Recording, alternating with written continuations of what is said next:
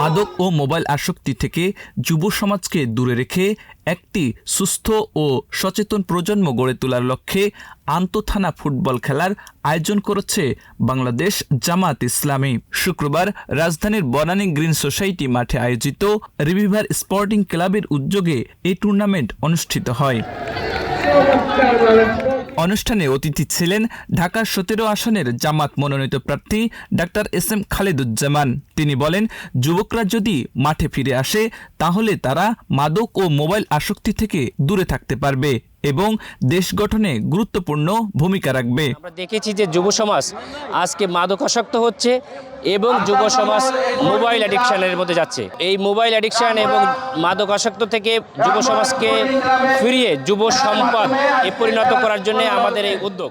5 আগস্টের কথা স্মরণ করে তিনি বলেন, যেসব মানুষ 5 আগস্টের মতো দিনে গুলি চালিয়েছে তারা হয়তো শিক্ষিত ছিল কিন্তু মানসিকভাবে ছিল অসুস্থ।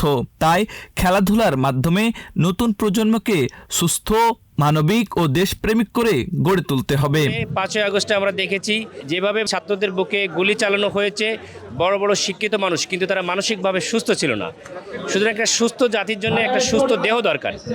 আমরা যুব সমাজকে আবারও উদ্বুদ্ধ করছি যে আসুন শরীরচর্চার মাধ্যমে একটা সুস্থ জাতি গঠন করব। আমরা দিনের পথে, ইসলামের পথে কাজ করব। বাংলাদেশকে কল্যাণমূলক রাষ্ট্র গঠন করে আমরা বিশ্বের বুকে বাংলাদেশকে উজ্জ্বল করব ইনশাআল্লাহ। খেলার উদ্বোধন করেন জাতীয় দলের সাবেক ফুটবলার আসলাম উদ্দিন।